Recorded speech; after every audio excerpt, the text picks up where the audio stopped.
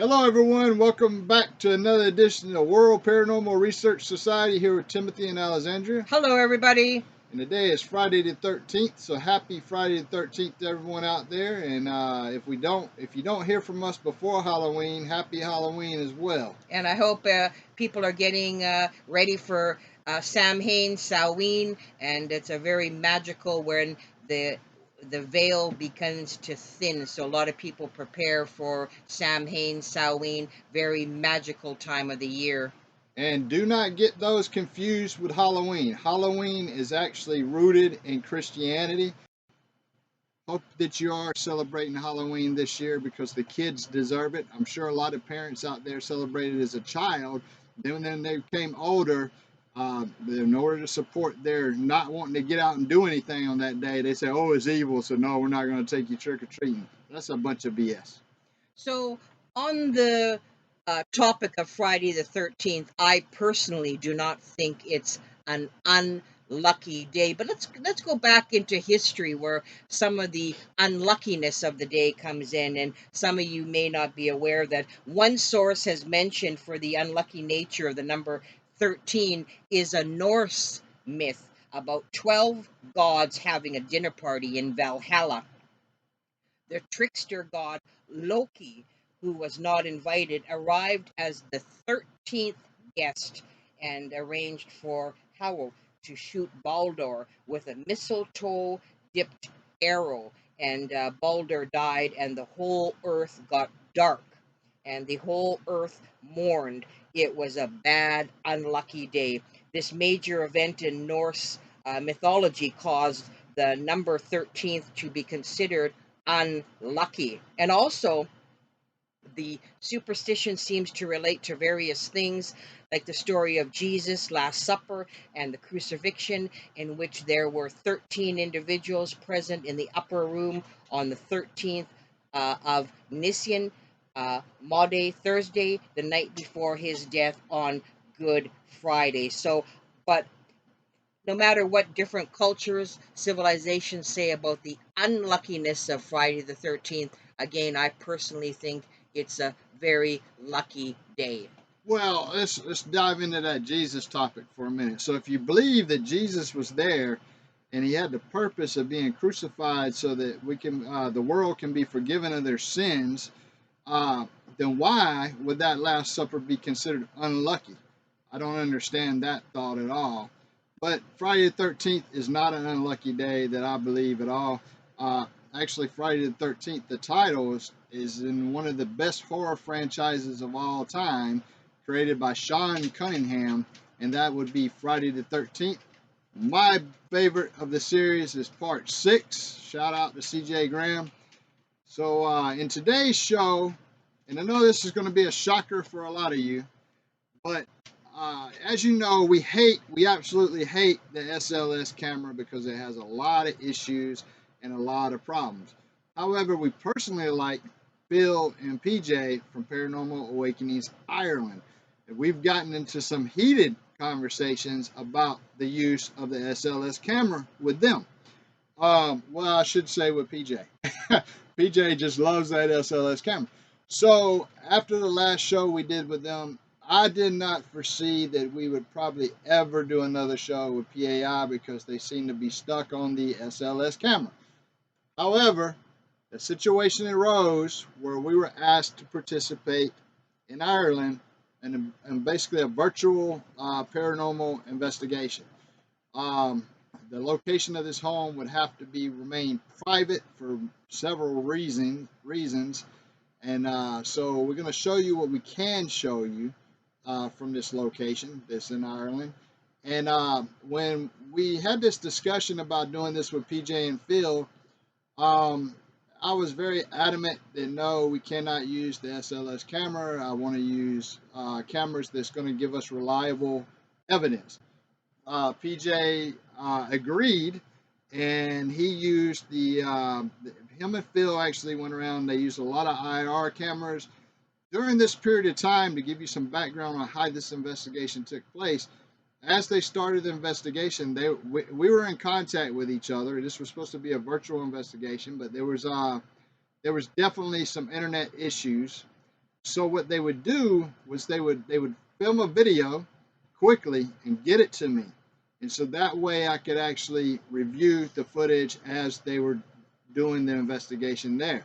So I think that that process actually worked out quite well. As PJ will say in the interview, that I'm the one that actually spotted a lot of the evidence that they had. Um, yeah, and what I want to do is I want to talk about the rarity of one, as most people will call it, an orb, but this is not an orb. This is not the what you're going to see in the first video that we're going to show. Is actually, it's a spirit that is in long form, and then you're going to see it actually concentrate into a ball, a slight ball, even though it's ragged, of energy, and it's going to transport. And so I think that a lot of people are used to seeing orbs, and they're used to that, but you're not used to seeing it in this manner, as it's in a long form, and then getting ready to transport there as it concentrates into this ball. Yeah, but couldn't you use the other terminology, morph into it? Yeah, morph. Yeah, morph into a ball there as it's getting ready to travel to a different area of the home. Yeah, there has been things out there caught like this before, but it's extremely rare, and something like this is important to research. Now, we here at World Paranormal Research Society are actually researchers. What does that mean? That means we collect data, we do analysis on stuff, we look at things, we actually research it. That's different than the typical standard paranormal investigator that goes out and they want to prove or disprove if a location's haunted. PJ admits in the interview that they are paranormal investigators. They are not paranormal researchers. And so I do believe it is very important for paranormal investigators to work with paranormal researchers on evidence that's submitted. And we were very happy and glad to see the evidence. So, and you'll notice too in the show that I sort of, I didn't want to look at too much of the evidence because I wanted to, as an empath, I wanted to sort of glean something from the conversation. So, I felt good about that. But the evidence is incredible. And again, like Timothy said, it's very important for investigators to want to openly work with researchers because you both have tasks to do that are instrumental, that are helpful to the end result. Exactly. So I want you to take a listen to the interview right now. Here you go. And this again, Paranormal Awakenings Ireland. Who would have thought that we'd be doing another show with PAI? But yeah, I'm just happy. Oh, and by the way, I want to say this. When PJ showed me his kits that he had, and he has a video on it, it's going to be in the description. I was quite surprised at how much good paranormal tools that he actually has, and how many good cameras that he actually has, because he'd been so defensive and so on the side of SLS before that yeah, it was pretty relieving to see that he has all these other cameras as well. So we're trying to set up a test for in the future at a different location where we actually do a static SLS camera use at the same time of using an IR camera, just to see if we can validate, prove, or disprove any of this that's going on with this SLS. The SLS, in my mind, and in a lot of people's mind, sucks that it does not give reliable evidence, especially when you're using it with movement. So I would like to see it used in a static setting. But it was great to have PJ and Phil on. Take a listen to the interview. Okay, folks, we have Paranormal Awakenings Ireland with us. We have PJ Kavanaugh and we have Phil Costello with us. And welcome back to the show. And you have a very interesting, rare discovery that you just made at a house in Ireland. That's correct, Tim. That's correct. Yes, so we definitely there's several factors on why we have to keep this house private, and as you know, in the paranormal community, when people do homes, a lot of the homes are private, and that's just a requirement. It's a very standard requirement because a lot of people do not like to be in the social media limelight when they're dealing with paranormal stuff. But when in regards to this home, I just want to say this. I know a lot of people listening will probably have assumed that we may not have had another interview scheduled with PAI because y'all are so heavily with the SLS.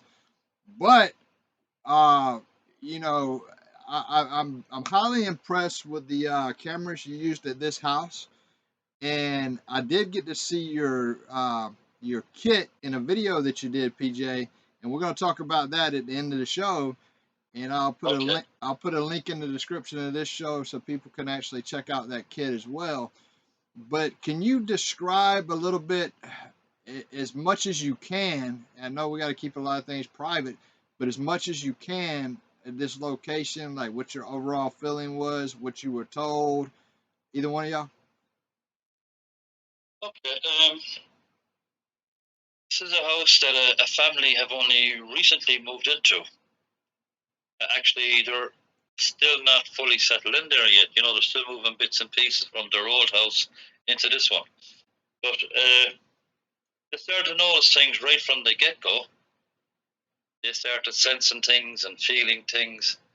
And eventually, the woman of the house, she's a mother of 3 children, she started getting visions from the side of her eye, and she'd turn and it'd be gone. But on one particular occasion, she was downstairs in her living room, and she got the same feeling that there was somebody in the room with her. And just for a very, very quick instant, she saw this tall, dark-haired figure in some kind of a cape or a robe. That was the first of it. That's when she then decided, okay, I'm not imagining things. There's something happening here. But she is not easily scared or easily frightened. She's had a few instances in the past in her old house. Her old house was only a rented house, so it wasn't hers. She was there for probably about 3 years or so, and a few bits and pieces happened there. I was called to that house on a couple of occasions, and we ended up bringing mediums and clairvoyants and so on and so forth to it. And it was then decided that it's not actually the house that had the problem, it was the land that the house was on. Now we're talking, so people can keep up here. We're talking about the house that was previous to the house that we're going to talk about in this show. Okay. Yes. So she's just moved. It's not far away. It's only maybe a half a mile over the road, but it's on the same stretch of land, basically, or it would have been in times gone by. Modern days now, there's a couple of roads here and there, but it's basically the same land. This is one of the issues that we've discovered. So she's in this house now only just less than 2 weeks, and there's some weird stuff going on there. Weird stuff. Yeah. She's seen this figure that we've just mentioned, the guy in the robe. The children have been waking up at different times at night, usually around the hours of between 3 and 4 a.m. in the morning. They see a figure in the hallway, that's on the upstairs landing, just outside the bathroom and one of the bedrooms doors. 2:45 specifically. The last sighting of it was around 2:45. One of the girls was very, very specific about that time. It was 2:45 in the morning. That was a night or two before I visited there with my cameras. Well, those numbers add up to 11, and if anybody, it's very interesting. I kind of want to interrupt you for a minute because it's very interesting because I know in one of the rooms that we're going to discuss today, there was this white mass, and I actually had said that it either appeared to have wings or his arms outstretched. And again, this is not from an SLS camera. This is from other cameras, and we can see this. And so I know one of the things that me and you discussed prior to this was that you felt like maybe there's an angel in there, and obviously there's some negative things in there as well. But if you add up 245, that equals 11, and we know that 11 is always involved with angelic numbers, which is kind of odd. Good. That's something I didn't know now, Tim. Thank you. Yeah, if you look into the like numerology and different time frames when people have think they've had interactions with angels, and throughout history, the time is always it would either have the ones after it, so it could be like it could be like 1 o'clock and 11 minutes after, or it could be 2 with 11 minutes after, but 11 is always going to be in there, right? And so Right. and so the 245, 6 and 5, that was going to equal 11. So I think that's pretty that's some kind of coordination there, you know. Okay. Yeah. No, I didn't know that. Wasn't aware of that fact at all. Yeah, but go. Anyway, that's probably about as good as it gets, because it gets a little bit more morbid after that. You know, it's there's some very, very bad entities there. I personally haven't seen it now, but I've caught a couple of different orbs on camera. As you know, you're aware of them. I've sent them on to you. You've seen them both on camera and on video. So, Well, I kind of want to talk about that. That's all right. So what we're gonna do is we're gonna go into. I want to kind of go into that. Remember that first video that we were talking about, what I call the transformation video, right? What you're referring to as as an orb. So yes. it's a 3-second clip, and people at this point, I'm gonna insert it right here. Something that just followed the family over.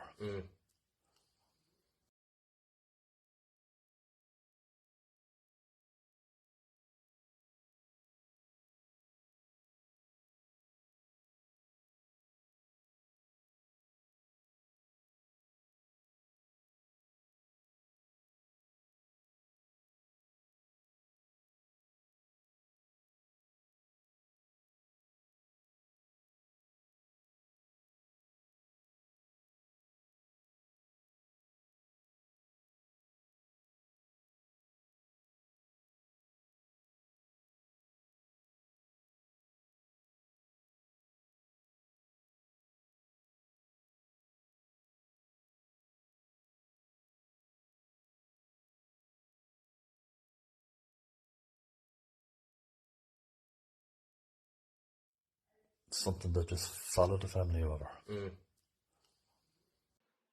Okay, now that would have just been inserted there.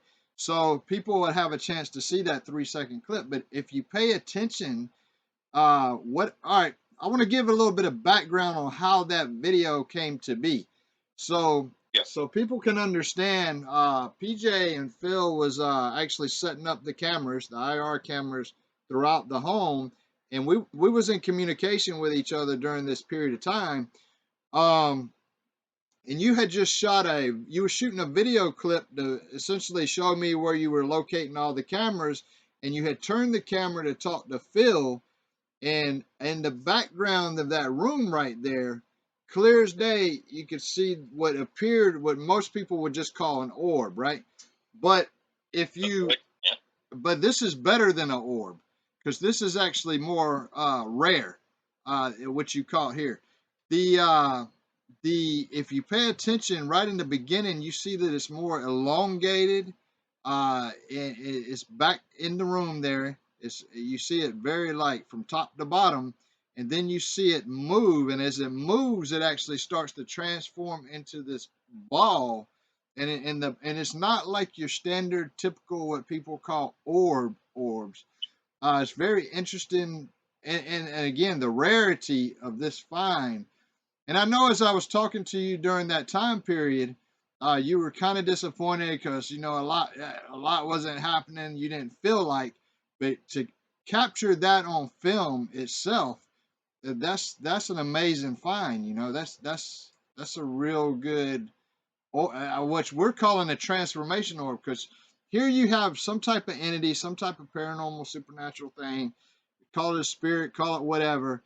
This in the background, you see it elongated right there towards the bed, and then you see it as it's coming up and it's rising. You see it actually concentrate into this ball of energy. Right. Well, it was obviously a spirit in manifestation, I would say, Tim. I think that the way all right, so we've determined, I guess a theory that we have is that spirits sometimes concentrate into these balls of energy to travel faster, right? And so we think that it was already standing in spirit form towards the background, and then it decided to at some point move elsewhere and to capture that. So yeah, it's going from one form. I don't know the right word here, but one one shape to another, Shape shifting. and you see it actually traveling, which is awesome. And again, there's a lot of people that catch things on films that they think's orbs. It's not orbs. It's actually either water particles or dust or bugs. This is actually better than an orb. We know that this is some type of energy that you caught on film, and now we got to determine what it is. Well, I have no doubt at all that it's definitely a spirit or an entity of some type, but that's as much as I would be prepared to say about it, because I'm not a scientist, and I'm only an investigator, and my job is just to go and see if there is any evidence at all of any paranormal activity in a person's home or workplace or whatever, just to let them people know that yes, there is, or no, there isn't, and you're not crazy. There's something happening, or there's something not happening, and that's pretty much it for me. And I try and get what I can on camera or on voice recorder or whatever.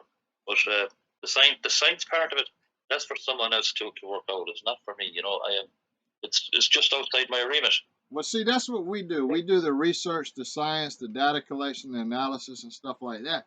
And there's a need for both investigators and researchers in the paranormal community. We have a need for both.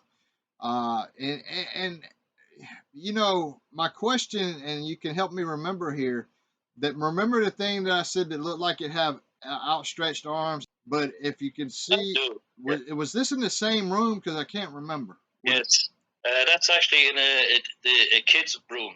The youngest member of the household, a little boy, that's his room. So it is in the same room where we see the transformation. Yes, okay. Yes. All the activity seems to be centered around that one room. Now, it's not just confined to that room, but it seems to start and end there, and go wherever it wants it will after that. But it all seems to start and end in that one particular room. And yeah, and I'm going to replay it throughout this show, because I think it's such an important find to actually capture this as it's changing shapes and traveling there. Because typically you catch a ball of energy and, oh yeah, that's an orb. Here you've caught it actually changing shapes, and so it's very important. I think it's a great discovery, a good find. Just to throw a number out there, statistics. So about one out of 10,000 orbs, let's just call them orbs, that are caught. And that would not be the right terminology, by the way, but for the people listening, this is what they know. They know orbs. So let's just say 1 out of every 10,000 orbs will actually have what you caught. So this was a good find. I think if had you just stopped there, you have a successful one. You can validate the haunting, the place that is active, and two, you've caught a lot of good stuff. But that's not just where you stopped at. And so we got other things to discuss too. I think what's interesting with that house as well, in that particular room, I don't know, did PJ mention it, and I haven't actually spoken to him in length about it yet, but I sent him a photo where in the background it looks like there's something in the window where you're in the room. Yeah. And another photo, it's not there. Now, whether it's just your shadow or not, I don't know. I can't say specifically that it's something, but it's kind of strange that 1 second it's there and the other minute, but at the moment it's not. And yes, you're still in the same spot. That room's like a beehive. It's just full of activity. Yeah, and it's the first room that I went to, and I looked at when I went into the house. Okay. Okay. Um, Can you do me a favor and send me the picture where it's not at? Because I have 4 different pictures there, right? And I don't know if they were taken at the same time or not, but all 4 of them show it in the window. I do know that there's a video, and I guess she must have took the picture off the screenshot or something of the video, because I see I think, PJ. yeah, what we may have done, yeah. I see PJ walking into the room, and I can actually see it in the window. What I actually need is a picture or a portion of that shows where it's gone, because I see it, okay. and that's one of the things. That's one of the reasons I hadn't mentioned that. I clearly see it because it almost looks like it's got horns or something. And I wanted to bring that up, but I intentionally didn't, because I need the picture or something to where it's gone, where it's no longer there. Well, you've definitely seen that as well. Yeah, I've seen it, obviously, but Like I said, I haven't discussed it with PJ yet properly, so I'm not going to say, oh, that's something there 100%. But it's just strange how 1 second it's in the window, and then another photo it's not. yeah. You know, and he's in the exact same spot. And yeah, I done a couple of screenshots while I was doing the recording, and what I've done is like in sports mode where I take it fairly fast. So it's all in a couple of seconds of each other when I'm taking the photos, you know, that kind of way. Okay, awesome. The only one I need for the show purposes is just the one that, if you could send it to me, the one where it's gone, so I could show people, hey, it's here, and then the next second it's gone. Yeah, can do. Okay, and so Like I have a couple of videos in that house, and I've sent it to PJ the last few days where there's, say orbs all around that place, and to be honest, this house is immaculate. There's not a speck of dust in the place, and PJ's probably sick of me saying that because I've said it so many times, but there isn't a speck of dust around. There's not a fly in the place, and this place has orbs going everywhere. Where it's going in between us, it's going around us. It's in a way where they're moving too intelligently, let's say, for it just to be something that we've kicked up dust-wise or whatever else, you know. And I found that quite interesting. But I'd be all week trying to get every single orb that I found on the videos, but there's clear as day on all of those. Well, I can tell you that the transformation thing that we're talking about, that's definitely spirit. But I will tell you this: there's a video that you sent, PJ, where Philip's saying, "Hey, right there, look right there," and that's another section that I like to talk about, because when he's telling you, "Hey, there's an orb there," the actual ball that he's pointing at. One right there, right now. Yeah. Right. Hit. I'm pretty sure that in itself, and I don't know, I'm about to ask Phil exactly what he was seeing, but what people would have the perception that he's pointing at, that little ball that you see right there, is not. I'm going to have to look at this further, but I would say that is not energy. However, right behind that is this huge thing that's there. It's this white thing, and I don't know if you see it because it's so quick.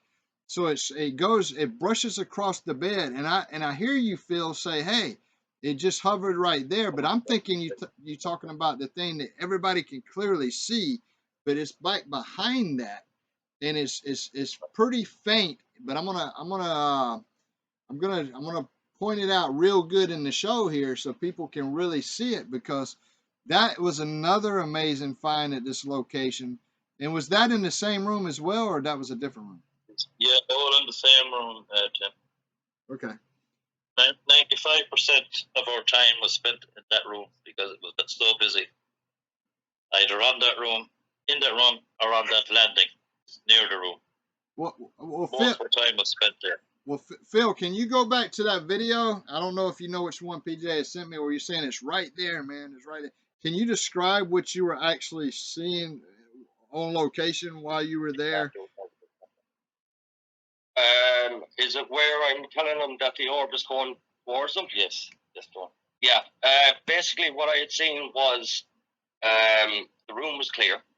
He was talking to you on the phone, and then suddenly, out of nowhere, what I seen was this orb or this little white dot coming from the middle of the room, and it floated there and then headed towards PJ's head and came right towards him just before he turned to go into the room.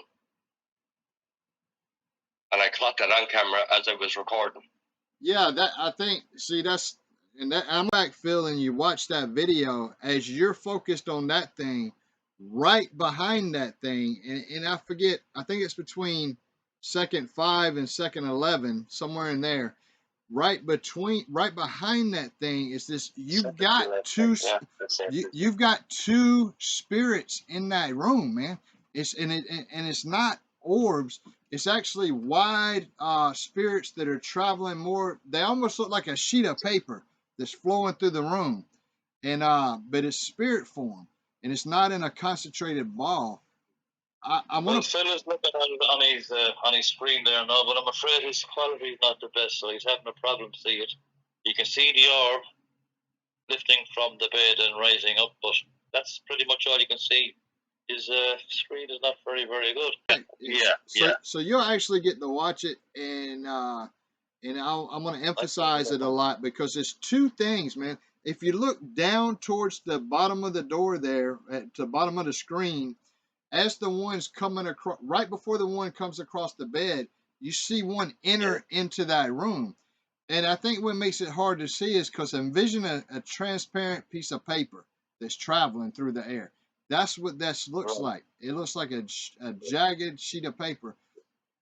Yeah, I definitely seen two before on the bottom left of the video as well. Now, I was more concentrated on the one in the middle, but when I looked back on it, I could see something from the bottom left floating in or up towards PJ, in towards that room as well. Like, okay. Well, I'm going to tell you, man, that's another great. This is evidence that we appreciate and that we actually like this type of evidence because, and you'll see when in the show, man, because this is what y'all caught is, man, it's if and I know if you can enlarge it and put it on a bigger screen, maybe you could see it better. But if you look, and man, right at the bottom of the doorway there, you see it's real quick. It's like 1 second, and then bam, it disappears into the room. Right after that happens, you see another one coming from a different angle, and it's like a flat sheet of paper, and it kind of turns a little bit. And as it's turning, you can see it. It's moving quickly across the bed. That you've got. This is not orbs. This is not anything that people can say, hey, that's not an orb or that, because this is spiritual energy traveling through that room, and they're quite large in comparison when you compare it to the bed. I know they're very difficult to see because of the you do have other things that are easier to see that people are going to be more fixated on than those two actual pieces of real good evidence that you have for that room. He has it now. He's got it now. I think it's between. And as you said, it's very, very quick, really quick. Oh yeah, man, slow it down. If you slow it down, you don't want to slow it too far, but I would maybe half speed. If you half speed it, you could probably see it better. You see it going right at the bottom of the door. It kind of there's one that kind of shifts in real quick, and then you see another one come right across that bed. And the whole time you keep saying it's right there, man. It's right there. And I'm thinking that you feel the presence, Phil, as it's there. I definitely know that there was something there and something in that room. And as PJ will tell you, it's behind the door I didn't like for some reason. As soon as I walked in that room, it was like there was just something nasty standing behind the door and just kind of waiting to pounce. You know, that kind of way it waits and watches. Yeah, I mean that room was highly active, and you say that's a child's room, right? Yeah, it's the kid's room, the youngest kid in the house, and the only boy in there, And I'm wondering. Well, there's also some smells emanating from that room from time to time as well. No, now can you describe the smell a little bit for us? They're saying like boiled eggs type thing, or it's not a very pleasant smell. No, it doesn't last long. It lasts for a few seconds, maybe to half a minute at maximum. Sometimes only 2 or 3 seconds, but it's there, and it's not there all the time. It's coming and going. It's coming and going. Coming and going. Well, from what I'm getting from the conversation, I'm just intentionally sitting back and sort of absorbing and listening. And I think since the activity seems to originate and end, I mean, it could be some kind of a porthole or a gateway where the spiritual energy uh, can come and go. And I think that room would be a key location, and it could be something to do with the building materials that is made to comprise the room, or again, like you had mentioned at the beginning, the land that is directly under that particular room, or in the history of the room or the house, depending on how old the dwelling is, if somebody practiced any kind of ritual magic or anything in that room that would make it to be some kind of a gateway or a porthole. Now there's the thing, because before this family actually got that house, it was set up as a small apartments, or flats as we call them here. So a landlord actually bought the house and converted it into single flats. Each room was a flat, so it would have had a tenant. And Lord only knows what was going on behind closed doors. I have no idea.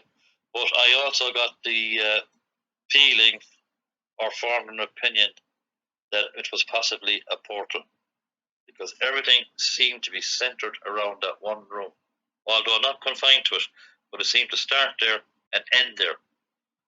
Can I ask you this? I know that you had you was telling me, I don't know if you had it on you at the time, but I know you have an EMF detector.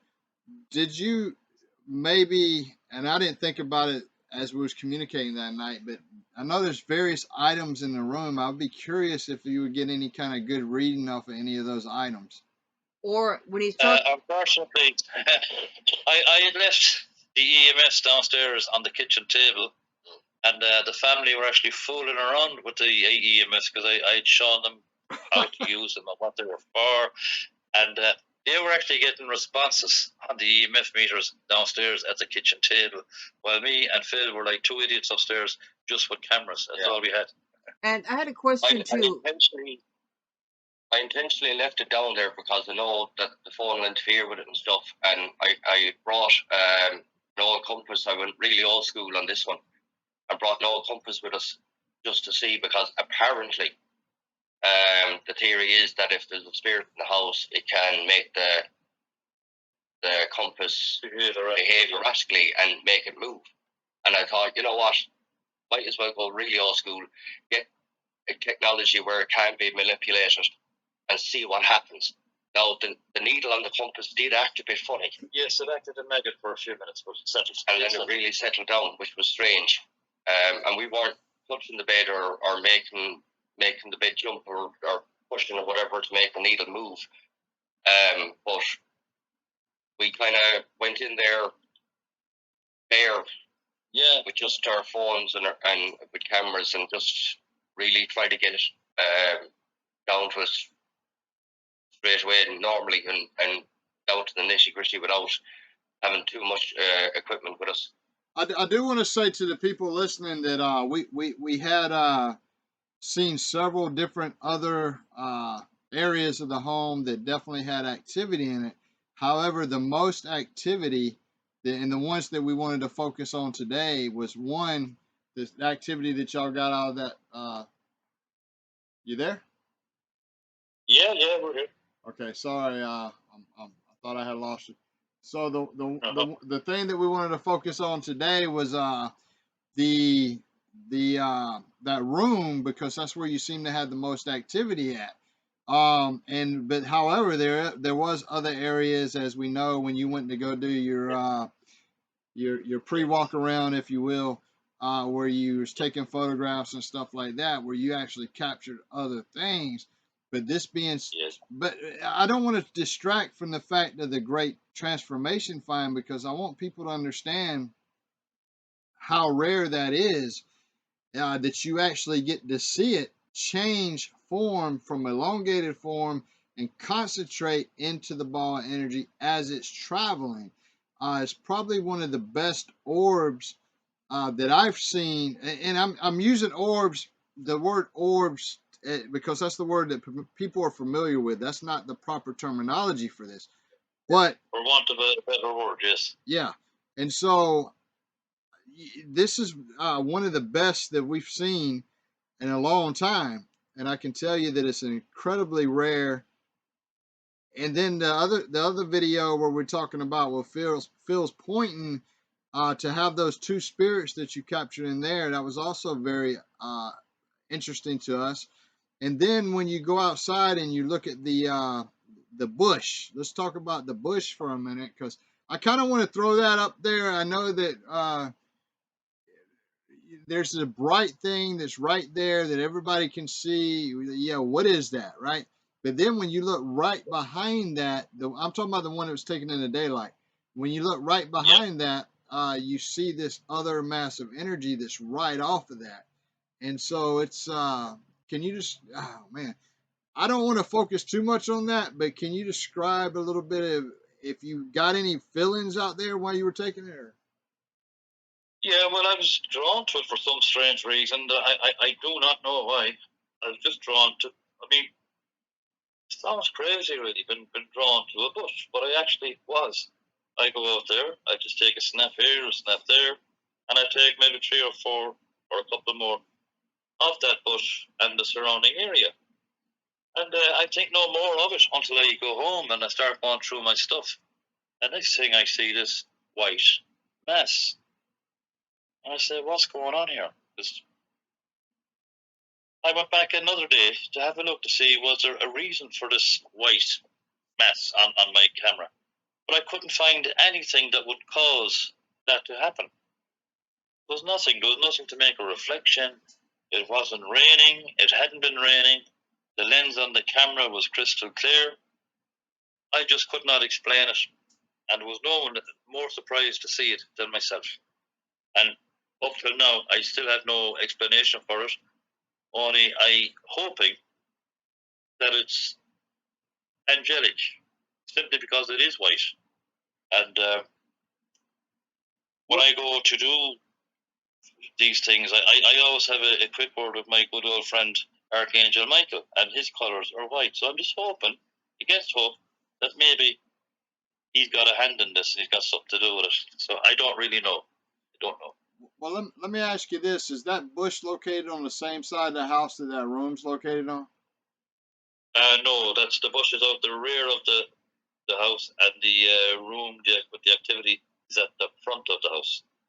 The strange one, really strange. Yeah. Well, I mean, throughout this show, I'm going to replay and focus on that transformation thing because I really want to nail that home for a lot of people to understand the importance of that. And then I'm going to replay also the video we're talking about with the 2 Paperlight sheet mist in there. Whatever energy that was, obviously you'd have to do more research to try to find out. I'd be curious though, if you do go back to that home ever and take a EMF with you, an EMF meter with you, and just see if any of the items in that room gives a high reading, or if any area in there specific gives a higher reading, that may indicate what Alexandria was also talking about, like a portal. Well, I think when you mentioned the fact that the home went through renovations, and from not a psychic but even an empath or whatever, when a home is renovated, to me it's like shuffling the deck of cards, but the cards are pieces of wood, and through this conversation I keep getting the word wood, that wood is very important. So renovations, we all know, it's kind of basic knowledge that when a home or a dwelling is renovated, paranormal activity accelerates because some of the spirits are used to a certain way of things, and you're coming to shuffle the deck of the cards and you're moving wood or different kind of pieces of wood around, and then the activity accelerates. And to me, like I said, just sitting back and sort of absorbing and listening again, I think wood comes to mind. And again, I think that the renovations may have something to do with uh, making a part of a porthole again. Like you said, tenants in the past, you don't have any idea what people dabble in, but Absolutely. certainly the ground underneath has a lot to do with, because we know that there, things have happened for hundreds and hundreds of years, and then when you renovate something, you shuffle the earth as well too, as shuffle the building, where it's like turning soil over with a shovel. You're turning that, and then things are coming up, creating a vortex or even a porthole. That's just my opinion on renovations, etc. Yeah, I think there's a lot to what you're saying there. Now, also, this land, it is well known in the area that there are 2 or more what we call fairy rats there, that they've been there for thousands of years. The land is also on ley lines. This is all well known, as was the old house that they just left, because as I said, back in times gone by, this was just all one big piece of land. It's all different today now, with roads going here and roads going there, but it was virtually the same piece of land. Just over the road from there is a woods where people who may be depressed or not feeling well, they go down there and they go there to commit suicide, either by taking medications or hanging themselves or cutting themselves. And if this is all within a few minutes walk, it's this land is not good land. Well, yeah, I It's mean, it's been bad. you're talking about people hanging themselves, of course, from trees, or that's where I get a lot of the Yes, aspect of yes, wood yes, coming in, and yes, yes. again, ley lines. People know that there's a lot of activity. It would be interesting to do a dowsing session in regards to magnetic fields and ley lines. And actually, those ley lines could actually mess up your compass as well. That's why I would recommend going back with a EMF detector. Yeah, we might do that at some time in the future if the house owner is willing to permit it. She certainly has to have some kind of a cleansing done there now, because that's outside my remit now. Also, I just give her my findings, and she is talking to a few people that live in different parts of Ireland, actually Northern Ireland. They're well known clairvoyants, I have a question and too for you as well, yeah, because I know in America and different countries, America and Canada, when people move into a new home, again, it depends on your religious denomination. They have a priest or a pastor, a minister, prior to moving into a new dwelling. They have the house blessed, and I don't know. a blessing, yeah, Yeah, yes. with that, That was on the cards, but it just hasn't happened as of yet. But speaking of that, there's also a religious picture hanging upstairs in the hallway, just directly opposite the door of this bedroom where all the activity is. And the picture just refuses to stay on the wall. It keeps falling on the floor. This happened on 2 or 3 occasions now. And not just the picture coming from the wall, but actually the nail and the hook that's holding it come out from the wall as well. It's a picture of Jesus, and I was kind That's of the one. That's the one, Tim. Yeah, that's the one. Yeah. Yeah. wondering, because it's a little odd that that picture would not. I mean, obviously, it kind of makes you wondering what is haunting there, because if it, man, there's, I don't know, there's a lot. You could say there's something good there that may be also doing that, or you could say there's something negative there, because a lot of people disagree with that representation of what Jesus, that people Well, say yeah. Jesus looks like. I don't think Jesus was a white male by no means. I think he would have the look of a Middle Easterner. That's just me. There again, see, we're going into a different field entirely there, But the picture is not wanted there anyway. It's just not wanted there. Yeah, yeah, no, I agree. I agree, but we'd have to determine what's not wanting it there. That would be the key answer to me. I mean, I think it's worthy to do another investigation there. Take some digital recorders with you, take some old cassette recorders, and see if you can get some kind of responses. Because I really, I attempted to do it that night, Tim, but unfortunately the family were there, and not alone that, but they had a couple of friends in as well. So we were working under some very, very difficult circumstances. You know, it was really, really hard. But I had my recorder going in two rooms at two different points with the door closed. Now, it's an old recorder and it's very staticky, and there's a lot of white noise or background noise, as you call it, on the recorder. But unfortunately, I didn't pick up anything on it. no, I thought maybe I'd pick up the family downstairs talking, but thankfully I didn't. But I didn't get a dicky bird, unfortunately, no. on it. well, I And if we mean, did it, we couldn't trust it because, as I say, there was people in the house, so Yeah. we wouldn't have been able to call it evidence, really. Yeah, but just going briefly back to the image or the picture of Jesus too, in regards to uh, old pagan Celtic religions, it could be simply a fact that they don't recognize this entity, or this porthole could exist prior to Christianity, where they don't recognize the image of Jesus being of pagan religion. You know how old the land is. Yes, I accept that, because Christianity was kind of forced on, we'll say, the pagans and the Druids. They didn't ask for it. It was kind of forced on them. You know, that they were here before Christianity was, and we all know what the Christian church did down through the years. We know what they did. So, in the name of God. So we won't actually go into that, because that's not what I'm about. I only deal with paranormal. right. I understand, but I do want to say that man, I consider it. I know I've talked to you since you done it. I consider that location which you got a success. I know that you seem like you were kind of disappointed, like you wanted more to happen. But there's a lot Yeah. that happened, man. I don't know if you're like going 1,000 miles an hour and you want like all this stuff to happen, because you've caught a lot of activity there. You've actually caught a lot of good stuff at this location, and I'm Well, just you gonna see, say. that's all very well, but we don't be aware of that at the time, and we're not aware of very, very much, really, at most locations, until afterwards, when we're going back through some of our stuff to see what we got. And I have to say, in fairness to you, you were the one that spotted most of the activity on this occasion, not us. You did. And What? I thank you very much for that, for bringing it to my attention.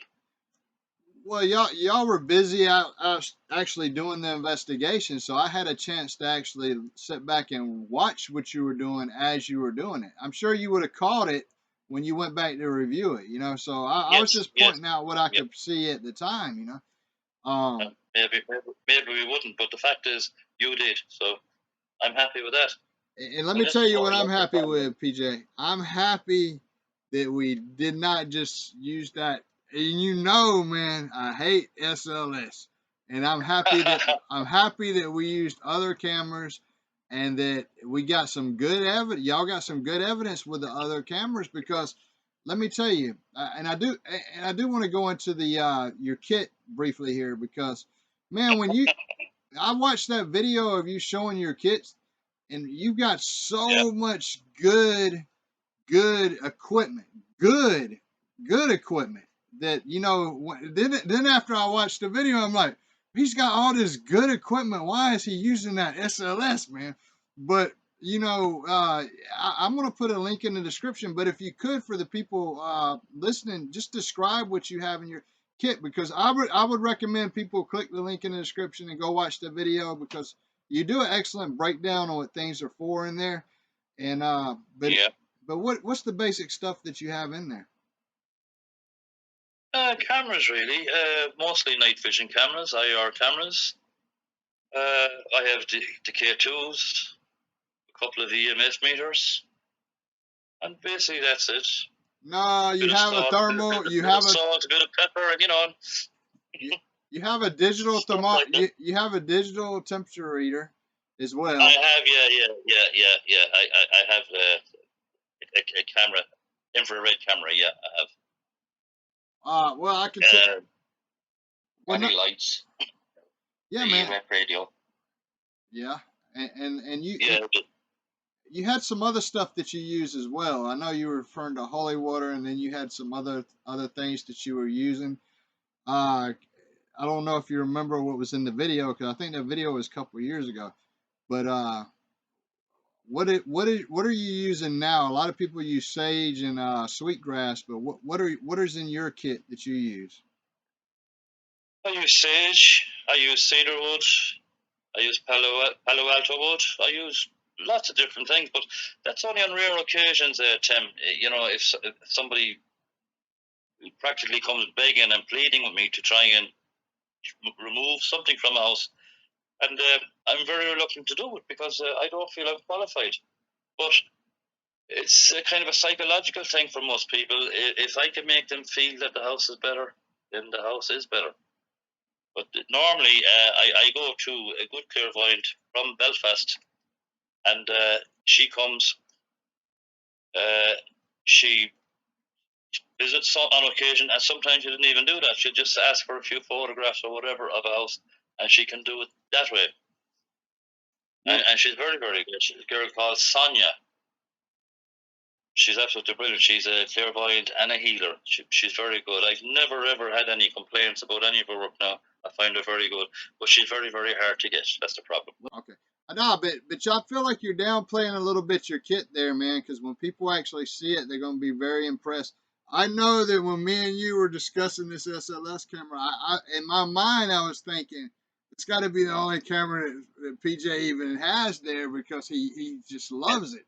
But then when I see the kit, Don't be knocking my SLS camera now, because that's the only one of its kind out there. I put that one together myself, you know.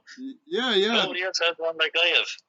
Yeah, hey, you know what I was telling you last night actually when we were talking? I was telling you that, man, it would have been great. And I know you didn't use SLS because you know I don't like it for this one right here. Yeah. But it would have been great when we were focused on that one room had we had a static SLS.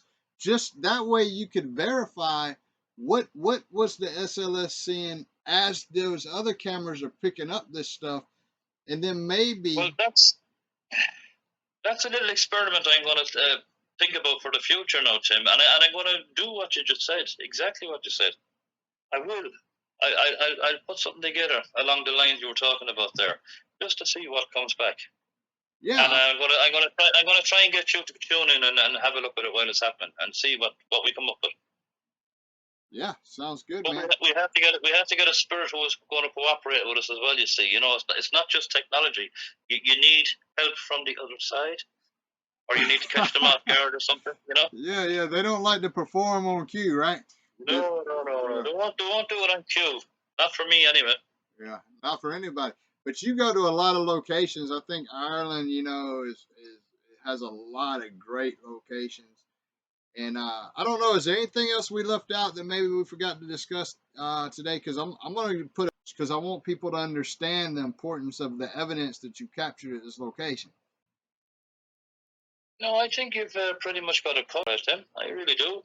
And if I do get back there again, I will try and get a couple of readings for you off the EMF and send them on to you. But that's only a maybe. I can't guarantee it. Oh, yeah, I understand. The 100%. lady of the house is very thankful for what we've done so far. She now knows what she has. Although she's not happy with it, she's content. At least she's some idea of what is going on. Yeah. And I'm just glad that she let us be involved in this process as well. So it was something that we were happy to help. You know, like as you say, as you were sending this stuff, I was able to watch it as y'all was busy there, actually doing the investigation, which I think that was kind of good. You know. Well, it'd be nice now if we could do some more of this in the future. Get you to tune in while we're on site and have a look in at what we're doing while we're doing it. And if you see it, say it. Yeah, I agree. Yeah, and I think it's very important to do that. Always another set of eyes, and like I've said numerous times in the show, I intentionally didn't want to look at anything or to get any information, because I can get I from hearing your voices, your experiences, I like to sort of channel and tune into that. And I think if there's no imminent danger, or not really a negative sense there, sometimes letting things be, depending on the homeowner, what they want to do. I mean, you're just there to provide them the information and on how they want to proceed. That's right. Now, there was one point during the night there where I became slightly unwell, and this again was in that same room that we've been talking about. Yeah. And this sometimes happens to me when I'm out on location. It's like spirit finds my weakness and he plays with it, you know. Yeah. We can't spot or don't spot, other people will, and this is why we put out what we capture as raw as we can, and the way that we got it, and people can turn around and say, "Oh, I spotted this, or I feel this, or I feel that," and we can go back and we can look at it, and we can say, "Oh yeah, we spotted that as well," or "We didn't see that at first," and so for people to get involved and to actually point out what they see or what they feel and stuff is a great help. And we love go back and saying, yeah, we agree, and we seen it, and we didn't spot it at the start or whatever, like with you spotting what you seen in the rooms. An interactive type show, Tim, would be the way to go. Interactive. Yeah. Where you can interact with us and vice versa. But talking about interactive in Ireland, or is there any upcoming celebrations for Samhain there in Ireland? Oh, there's loads and loads. People do all kinds of weird and silly things and mad things, and a lot of investigators will go out that night also investigating different things. Actually, we're planning one now for All Hallows Eve, and we don't go out on All Hallows night. We go out the night before. So when midnight comes, it's actually All Hallows Day. Phil is changing his looks now. Anyway, Phil is starting to look a bit like a very well-known comedian. which over one? in the States. He's over in the States and in Canada. He's a kind of he's not really well known now. He's into dark humor. What do they call him at all? Zach Bagans. He's starting to look like Zach Bagans. Yeah, that's. Oh, my man. God, yeah. Hey, that's a good one, man. That's comedy too. Yeah. Hey, because we know So Zach we'll get Bagans some is a good bonus comedian. here. Hey, I agree with that. I agree with In it. my opinion, he's a comedian. Let me tell you that. Yeah, Zach Bagans is. Hey, you know what? And you got to blame it on the money, man. Well, that's what it is. That's what it is. No, I'd like a little bit of money too, but I won't change what I do. Yeah. I just won't change it. Well, a couple of years ago, he wanted to leave that show, and he wanted to focus on a vampire series because he believes in vampires because of some of the locations he's been to. And I guess they offered him so much money that he ended up staying. But I think he's kind of tired of the theatrics. I think he is a bit of a vampire myself. I really do. No love for him whatsoever. He's just, I don't know, people love him and other people hate him, but I just cannot stand him. He's too much of an actor, too much of a... But all those shows are the same. They're all scripted and they're this and they're that. They're not real. There's nothing real. Nothing real. Hey, let me ask you a question. One other thing, Jim, before you go. The family have been telling me, since they moved into that house, they've had absolutely no energy. They're all complaining that they're tired and they're worn out and they're not getting enough sleep. Well, yeah, they can be draining. The entity in that house could be some kind of I don't know. Is it draining their energy? Is it sapping their energy? Like a vampire that we're just talking about there for the sake of argument? Absolutely. Absolutely. It's draining their energy. There are psychic vampires that prey on people, and then as soon as you leave the home, a few minutes, if you go to a shop or you start to feel a little bit better, they're like spiritual predators that they feed on the energy, and they can able to manifest themselves by sucking the energy. And like I said, as soon as you leave the dwelling, you start to feel a little bit more energized. But that's well known. Just a thought. No, it's just a thought that came to me while we were talking about. I don't know why Zach put that thought in my head, but Well, while we have you on the phone, can I ask,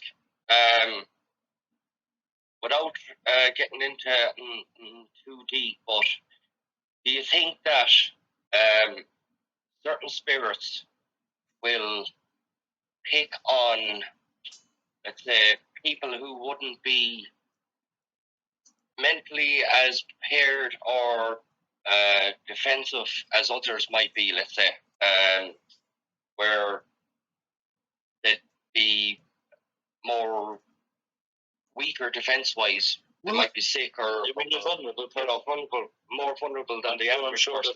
Do you reckon that this spirit can pick up on that and is like, you're a weakling, and I can take this on you, and I'll play a mockery with you? Well, I'm gonna say it like this, man. You know, there's a doctor that I follow on YouTube, and he's been doing a lot of research. And I know what you're talking about, people who may have certain illnesses.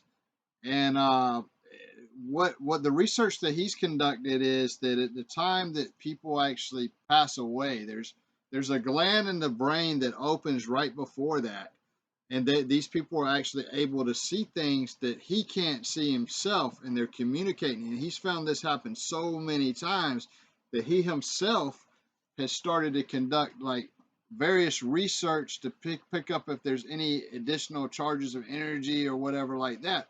I think with certain people that may have certain illnesses, that that gland may be functioning more so than in a standard person anyway, and they may be seeing things that maybe they questioning, are they seeing this, or are they not seeing this? And and maybe they don't say anything, so maybe they seem like they're just sitting in a corner being quiet because maybe they realizing that you're not seeing what they're seeing. But yeah, absolutely. I believe that they would go after somebody who is either has an illness that may be a serious illness, or someone who may have a special gift. Or we'll put it in different terms that maybe some of our viewers can understand, that predators, even people, carnivores, what they'll do. The word. That is the word. That's the correct word. Yes. Yeah, That's the word. if there's a weak animal in a herd, they'll single out the weak animal, and they'll attack the weak animal. So it's like that in the animal kingdom, and people that have gifts, they will attack them, and people that are maybe don't have a strong mental makeup, or they process information differently, or they're going through a traumatic experience, they're going through a change in their life, that they have it's like an opening in their armor, and right away the spirit will zoom in on that opening, a crease in their armor, and say, okay, this person is sort of down in this department, we're going to torpedo them there. But that happens all the time, that they'll focus on the weakness and try and wear the individual down. Yeah, I definitely think in this case, personally, that this has a lot to play in it. That it's like the spirit knows that there's a weak chain in the armor, let's say, and it's targeting them because of that. Oh yeah. You know, I definitely think there's something. They're intelligent beings. Yeah. Very intelligent beings. I think prayer around the person who may be like ill. I'm saying, like, there's different types of illness, right? There's terminal illness. There's like different types of illnesses out there. So anybody who may be suffering from any kind of medical or any kind of challenging disability, I think prayer is very important. Extra prayer around that person to help them, because they may be seeing things that they're not telling you that they're seeing. You know who's very good? They'll see a lot and know a lot and don't speak about it much. But if you get to know one and have a talk with one, would be staff in the hospice, a hospice nurse or a hospice porter or whatever, Yes. when the people are very near the end of life, some of the stuff that they see and they hear, and the hospice nurse will tell you, it's actually happening. Yeah. But it's only happening for the person who's at end of life. That's because They're seeing, that's because, as that doctor was saying, that gland in the brain actually opens up, and a Yes, lot of people yeah. refer to it as the third eye or whatever, where they can actually Correct, see correct. things that we can't Yes. see. You know? Yes. Even in that situation, I always thought about old family members or loved ones that have passed many years ago that actually come and they end up having a chat with them. That's right, because they're there. They are talking to them. Just because we can't see them doesn't mean that they are not there. Yeah, my own uncle done it, where it's like as if they're going a completely different wavelength, a different plane, because they're getting ready to say, yeah, goodbye. It's nice that someone's coming down to say, come on, let's go. So, Yeah. Well, hey, man, this has been a great interview. I think y'all are going to be really happy with the show when it comes out. I'm excited about the evidence that we have to put in the show. You know, yeah, I can't wait for this show to actually come out. So yeah. okay. Well, thanks, Tim, for spending time with us, and we hope that maybe come All Hallows Eve, we might get you to tune in for a half hour on the next one. I'm planning something for that, and hopefully it'll all work out. And we'll be in touch before then. Yeah, maybe. Yeah. No, it'll be all down to quality of reception or whatever, but with a small bit of luck, we'll be able to pull it off. Exactly. Well, y'all keep up the good work, man, and we'll be talking to you soon. Thank you. Okay, Tim. Thank you, and cheers, Alexandra. You too. It's good to have both of you. Like I said, great evidence. Okay, we're looking forward to seeing the finished product. All right. Awesome. Okay. Have a good one. Have a good one. Take care. Bye.